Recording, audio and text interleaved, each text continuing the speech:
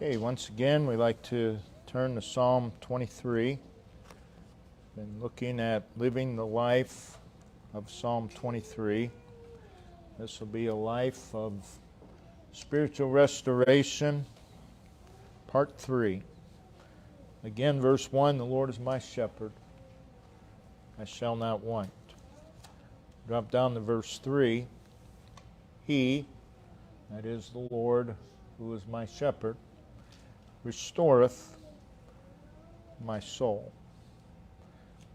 We've seen the last 2 weeks the need of restoration lies in the danger of influences that are always with us.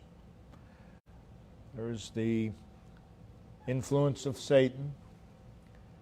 There is the influence of our sinful nature, which we carry with us every day. There's the influence of the world, which we face every day. And there's the influence of the times in which we live, which we also face every day. And then there is danger because of the conditions that God's people can and do succumb to. And what we want to look at tonight is the condition of backsliding. I believe it's something that is greatly misunderstood amongst God's people. I believe it's more frequent than any of us realize. In fact, I would question if there's ever a time that we're not backslidden somewhere in our life. So it's much more frequent than most people think. And it's far more dangerous, far more serious than most people think as well. A lot of times you talk to someone who's not living life like they ought to. I'm talking about someone who professes to be saved. And I've heard this response many, many times. I'm saved, I'm just backslidden. Just backslidden, as if it's not really that big of a deal. But it is. It's a very big deal, and it's very, very serious. Notice in Hosea, we're going to look at a lot of verses. Hosea chapter 11. We want to see tonight the dangers of backsliding. But again, he restoreth my soul. But in Hosea 11, verse 7, he says, and my people are bent to backsliding from me. My people are bent to backsliding from me. That is, God's people have the tendency to backslide.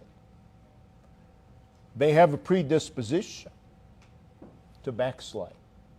Again, it's because of our sinful nature. They have a propensity to backslide. But notice, backsliding from me. That is, they have this tendency, they have this predisposition, and none of us are exempt, to move away from God. We're bent to backsliding. So backsliding is a real condition. It's not something that some preacher made up so you could have revival meetings. It is a real condition, a very serious condition. Jeremiah, we read more about backsliding in the book of Jeremiah than anywhere else. Notice in Jeremiah chapter 3, and there have been some through the years, preachers who say, well, there's really, a child of God doesn't backslide. Well, I just read they do. And God's people do backslide. In Jeremiah 3 and verse 6, the Lord said unto me in the days of Josiah the king, hast thou seen that which backsliding Israel hath done? Now notice backsliding Israel. So it's present tense. It's ongoing. And we'll see that that's the nature of backsliding. It's ongoing. Backsliding Israel hath done. Then he says what they've done. She is gone up upon every high mountain and under every green tree, and there hath played the harlot. The harlot. I believe that's the spirit of backsliding and adultery. Spiritual harlotry, spiritual adultery. That's the spirit behind backsliding. And we'll see here, it's listed with backsliding, not only here but other places as well. Verse 8, and I saw when for all the causes whereby backsliding Israel, there it is again, backsliding Israel, committed adultery. There it is again, they're connected. I had put her away and given her a bill of divorce. Yet her treacherous sister Judah feared not, but went and played the harlot also. That is, they too were backsliding. Verse 11, and the Lord said unto me, the backsliding Israel hath justified herself more than treacherous Judah. That is part of the nature of backsliding. People will defend it. They will justify it some way. They may do it by casting blame, but they'll find a way to justify it, to minimize it. In verse 12, go and proclaim these words toward the north, which would be Israel, and say, return, thou backsliding Israel. So there it is again, backsliding Israel.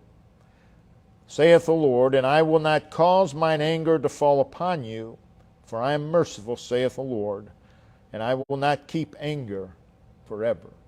So we see that there is hope for backsliding, and the hope is in the character of the Lord, who the Lord is. He's merciful.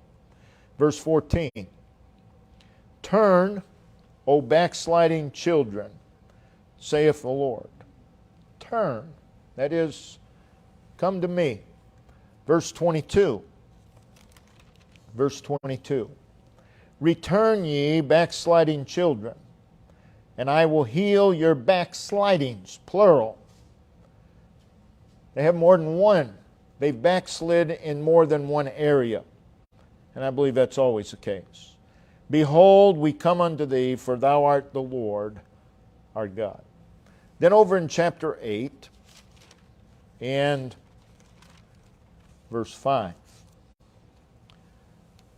Why then is this people of Jerusalem slidden back?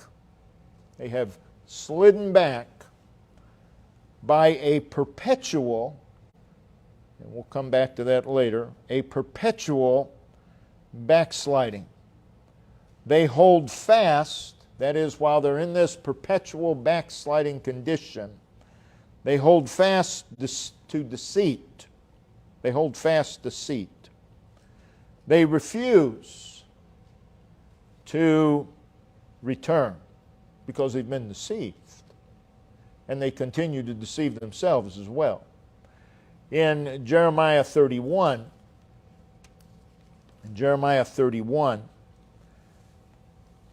Verse 22. How long wilt thou go about, O thou backsliding daughter? Thou backsliding, again, present tense, daughter. Jeremiah 49 and verse 4. Wherefore gloriest thou in the valleys, thy flowing valley, O backsliding daughter? Trusted in her treasures, saying, Who shall come unto me? Again, present tense, backsliding. It's continuous, it's ongoing. Hosea chapter 4. And that's the next book that would be the second book that has the most about backsliding. Hosea chapter 4. We'll just look at 2 verses. Verse 16. For Israel slideth back as, so he's making a comparison, a backsliding heifer. A backsliding heifer. And then notice in Hosea 14 and verse 4, I will heal their backsliding. I will love them freely, for mine anger is turned away from him. So this is a real condition. It is a condition that if you were to ask people, give me a definition of backsliding, you might be surprised on what you would hear. Because again, most people have wrongly defined backsliding. And in their definitions, they make it far less serious than it really is. So, it is a condition that speaks of a spiritual decline. That's obvious. So it is to be in a condition of spiritual relapse. Therefore, person may not backslide in every single area of their spiritual life. There may only be a few. But whatever it is, it's very serious. It's a spiritual relapse. It is a going backwards spiritually. It could be in prayer. It could be in Bible reading. Again, one may continue to read their Bible, but they relapse in prayer. It's a reverting spiritually. That's always a very serious and dangerous condition. It is a going backward spiritually. We all do it. Again, I doubt that there's ever 100% where we don't have some relapse in some spiritual aspect of our life. It is losing spiritual ground. It's losing spiritual ground. Now you can see if this continues over a long period of time, that's a very serious thing. It is going in the wrong spiritual direction. It is moving away from God in some manner. Most would define backsliding, someone commits what people would consider a heinous sin. They'll say, he's backslidden. Well, yeah. But you don't have to commit a so-called heinous sin to be backslidden. Churches are filled with backsliders every service.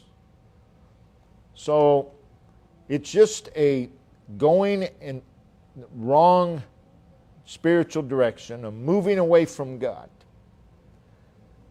in some manner.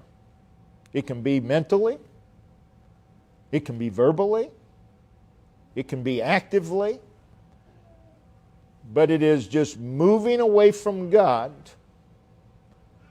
in some manner, in some area of our spiritual life, and to some degree.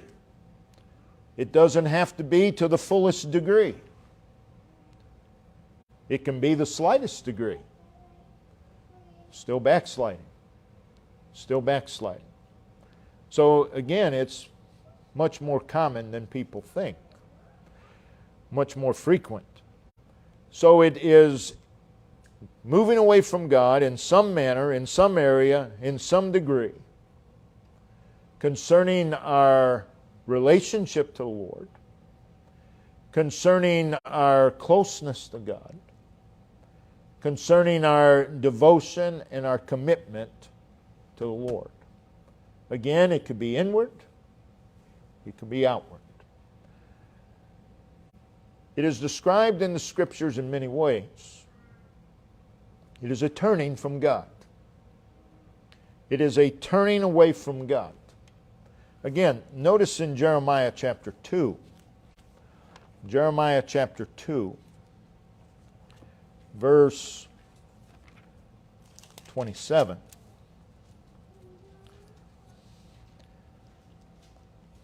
Saying to a stock, this is what they were doing. The stock is referring to a false god.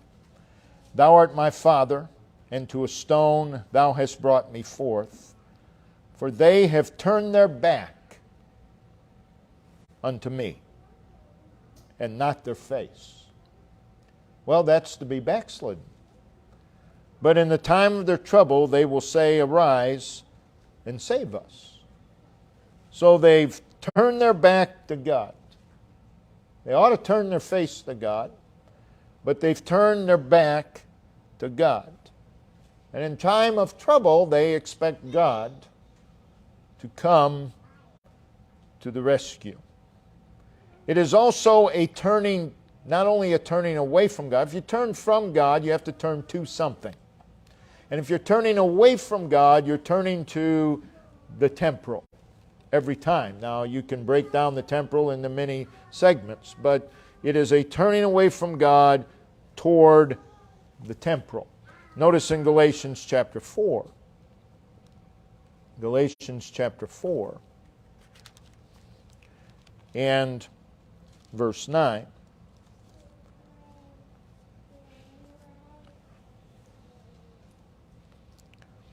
But now, after that ye have known God, or are rather known of God, how turn ye again to, okay, so turning towards something, to the weak and beggarly elements, whereunto ye desire again to be in bondage?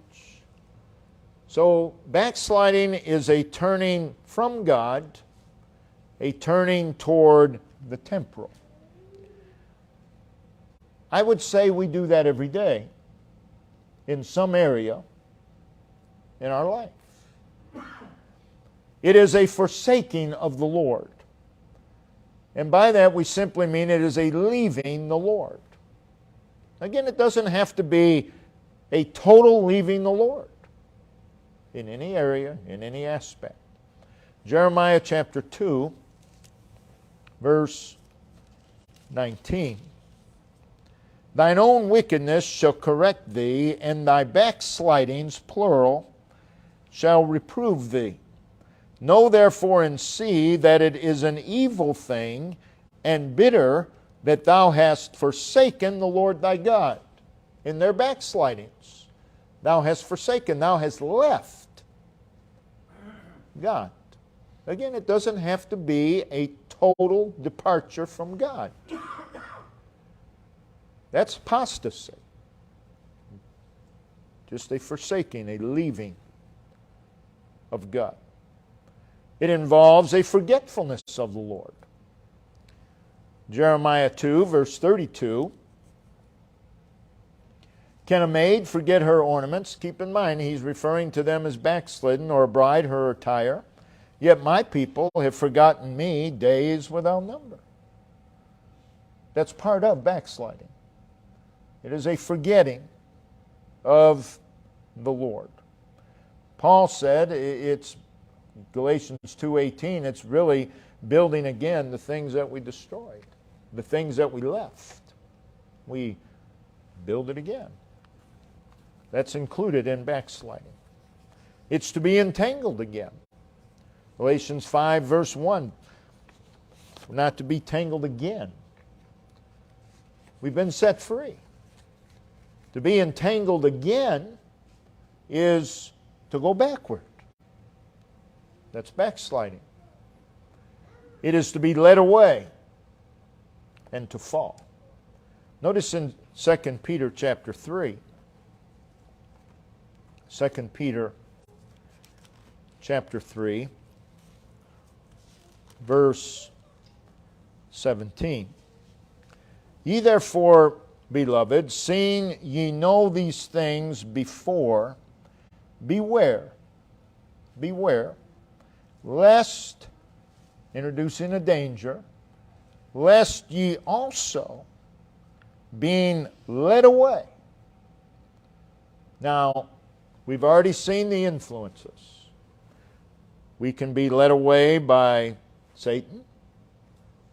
Most of the time, that's not the case. We're led away by our own sinful nature. We can be led away by the world. But the truth is, Satan and the world and the evil of the times would have no impact upon us whatsoever if it were not for the sinful nature. That's what gives them their power.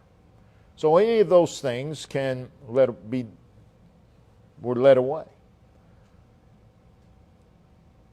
All backsliding is being led away. Again, we can lead ourselves away. Being led away with the error of the wicked. Okay, that's one can listen to the error of the wicked and be led away. That's backsliding. Fall from your own steadfastness. So here's an individual that's steadfast, but they can be led away.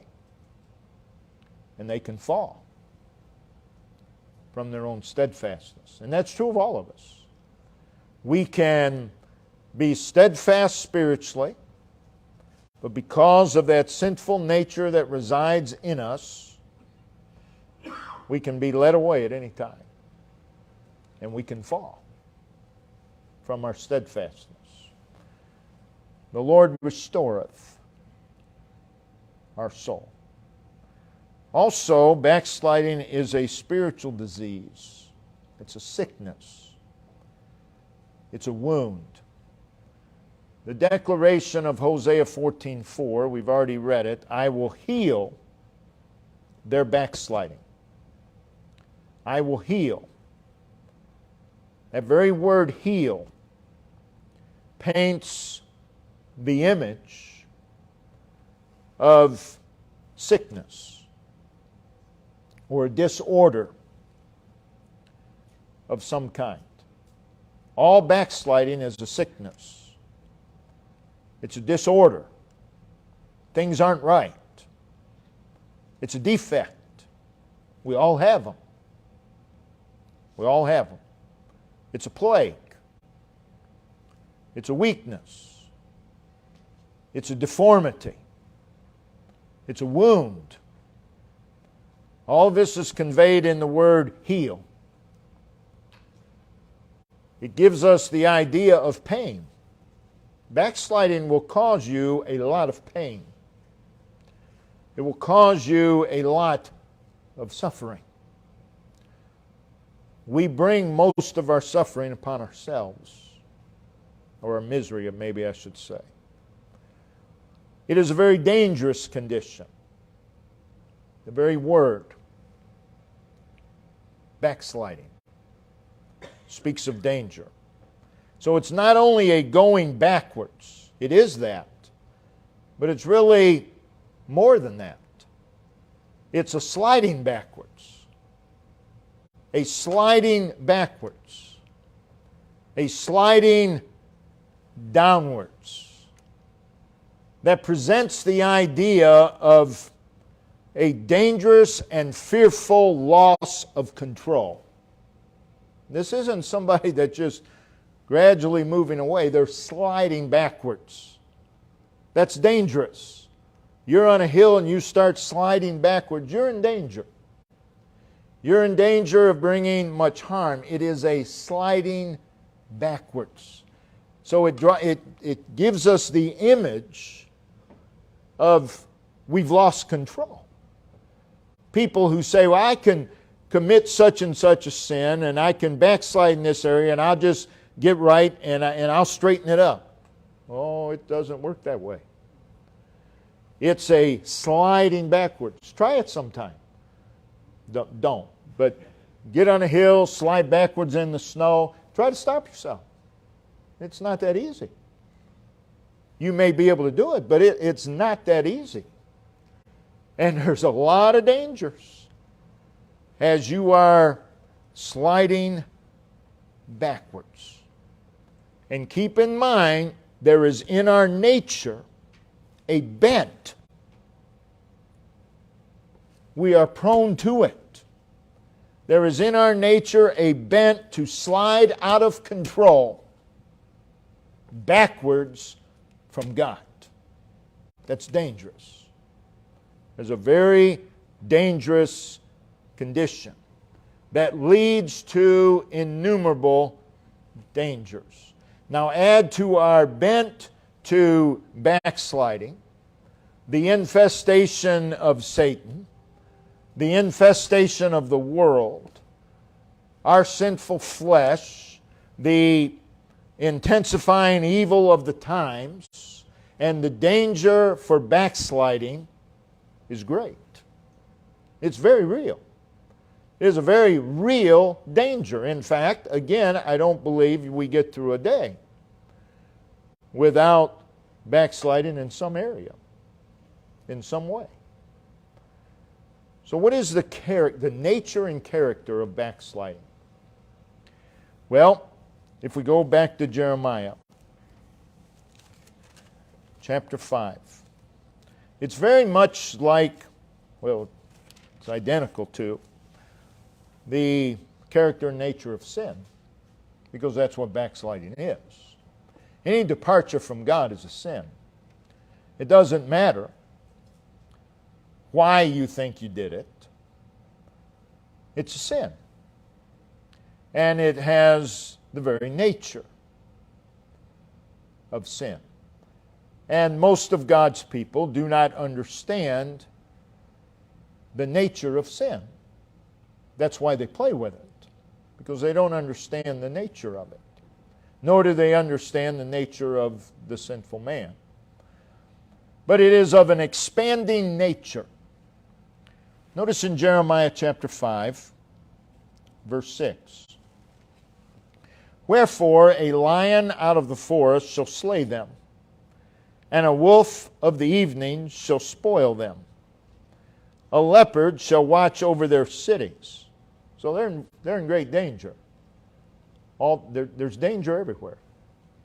Every one that goeth out thence shall be torn in pieces, because, here's the reason, because their transgressions are many. They put themselves in danger by their transgressions. And then notice, and their backslidings, again, plural, and present tense, are increased. They don't stay the same. Sin always progresses. Sin is of a progressive nature. Well, I'll go this far and I'll stop. You don't understand your own sinful nature, nor do you understand the nature of sin. It's not that easy. I'll put up bounds. This is where I stop. No. Their backslidings are increased. And then notice in Jeremiah 14, verse 7. Jeremiah 14, verse 7. O Lord, though our iniquities testify against us, so their iniquities, do thou it for thy name's sake, for our backslidings are many. So, backslidings have increased, and now our backslidings are many. Why? We have sinned against Thee. Sin is of a progressive nature. Backsliding is the same. It is of a progressive nature. Unless God intervenes, there will be many backslidings. There will be an increase. And then a verse we've already read, but we'll read it again, Jeremiah chapter 8, verse 5. Why then is this people of Jerusalem slidden back by a perpetual backsliding? It's continual. That's why they increase. That's why they become many. Again, it's not something you can just wake up in the morning and say, you know what, I'm just going to stop being backslidden in that area. It doesn't work. It doesn't work that way. They become perpetual. Well, I'll stop here. They become perpetual because that is the nature of sin. Sin does not stop. It progresses. The Lord puts a hedge about His people. You trim that hedge. You move that hedge further out, or you get beyond that hedge, you're in a lot of trouble. You're in a very dangerous place. And that's basically what backsliding is. We're moving away from God. And in doing so, we're moving toward the outside of that hedge. God's protection. And our backslidings become continual. And we get further and further and further away. I've had people many times tell me, Brother Dan, I did not mean for this to happen. I never thought it would get to this point. And I believe them. But they're ignorant. If they read their Bibles and if they have any understanding of the nature of sin, what did you expect? It's going to go that far. Unless you repent. And then the Lord restoreth our soul. Our backsliding is varied. Again, Jeremiah 14, verse 7. O Lord, though our iniquities testify against us, do thou it for thy name's sake, for our backslidings are many. Not just numerically, but they're varied. They're varied. You may start out backsliding in one specific area, but soon that'll be 2, and 3, and 4. You have a variety of backsliding. So when we repent of backsliding, should we just say, Lord, forgive me of my backsliding? Generalize the whole thing? Or should we get specific? No, I believe we should get specific in all the areas that we've backslidden. And then as we get specific, guess what? We're not going to cover them all. Because there's areas we don't even know about. But the Lord restoreth our soul. We saw in Jeremiah 2 and verse 19 that it is an evil and bitter thing to backslide. It's evil. I'm saved, I'm just backsliding. It's evil. Again, let's go back to Jeremiah 2, verse 19. We've already read it. Thine own wickedness shall correct thee, and thy backsliding shall reprove thee. Know therefore and see that it is an evil thing. Again, in the context of backsliding, and bitter that thou hast forsaken the Lord. It's an evil thing. To turn our back on God is evil. It's serious. It's an evil thing. And it's a bitter thing. That's the nature of sin. Sin is bitter. You will suffer. We see it also fills one with their own ways. And this explains why our backslidings are perpetual, why they're varied. Notice in Proverbs 14. Proverbs 14. In verse 14. The backslider in heart shall be filled with his own ways. The backslider in heart. That's where all backsliding starts. Doesn't start with the action. It starts with the heart. And the backslider in heart shall be filled with his own ways. So somebody backslides in their mind, in their heart. Here's what happens.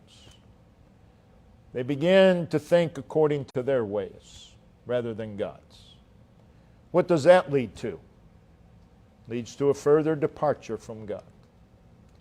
And the further you depart from God, what happens? The more you're filled with His ways. Again, it starts in the mind.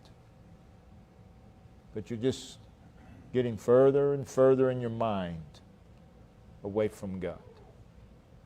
And that's why those foolish thoughts need to be checked immediately. Because they'll fill us with our own ways. We begin to reason in our own mind rather than scripturally. And we begin to do things our way. And when we begin to do things our way, guess what? We're getting further from God. We're moving further from God. Eventually, the backslidden in heart, it will be manifested outwardly. You don't just sin outwardly without it being in the heart first. From the heart proceed evil thoughts, adulteries, fornications, etc., murders. That's where they start. And that's where all backsliding starts. So being filled with our own ways results in increased and perpetual backslidings. That's why you can't just stop it. Because it just keeps on increasing. And what happens is a person who's backslidden in the heart, they convince themselves that they're right. That what they're doing is right. And you can sit down and talk with them. But most of the time, it's going to be like talking to that wall. Because they've been talking to themselves a long time now. And the backslidings have grown. And now they'll start to justify them. Because they've reasoned this thing out in their backslidden heart. So you can see how dangerous, how serious it is. So when the heart turns and departs from God, begins to move in a different direction than God, regardless of the manner, regardless of the area, regardless of the degree. God's ways are being replaced by our ways. And regardless of the degree, regardless of the area, that will lead to innumerable hazards in our life, dangers in our life, placing us in great jeopardy. So, this is a very dangerous, harmful, destructive condition. It'll ruin your life. But there's hope, because we have a shepherd that restoreth our soul. But when we depart from God, we are now easy prey to our predators. We now become more vulnerable to our flesh, fleshly thoughts. We're now more vulnerable to Satan's attacks. We're more vulnerable to the influence of the world, and more vulnerable to the sin of the times. Whatever time period we live, there's the sin of the times. So it is a condition that needs desperately restoration. The Lord is my shepherd, I shall not want, I shall not lack. He restoreth my soul. He restoreth. He's the only one who can. We can't restore our own soul. He is the soul restorer. And it's because He's merciful. It's because He's gracious. It's because He's long-suffering. So as serious as backsliding is, we rejoice because He restoreth our soul. So as soon as we realize, and whatever the area is, as soon as we realize, I'm going backwards in this area, we need to turn to God. And He restoreth our soul. He doesn't turn us away. He restores our soul. And backsliding is a condition that needs restoration. A restoration from God. I believe that God's people have been so backslidden for so long that they don't even recognize it as backsliding anymore. They don't even see it for what it is. They've been doing it for so long. It's so habitual, it has actually become a part of their religion. They see nothing wrong with it. Nothing. God help us not to get to that condition, to that place in our backslidings. But we will if we don't go to Him for restoration. So this is a very serious and dangerous matter. Brother Ben, if you'll come and lead us in verse of song, we'll all stand.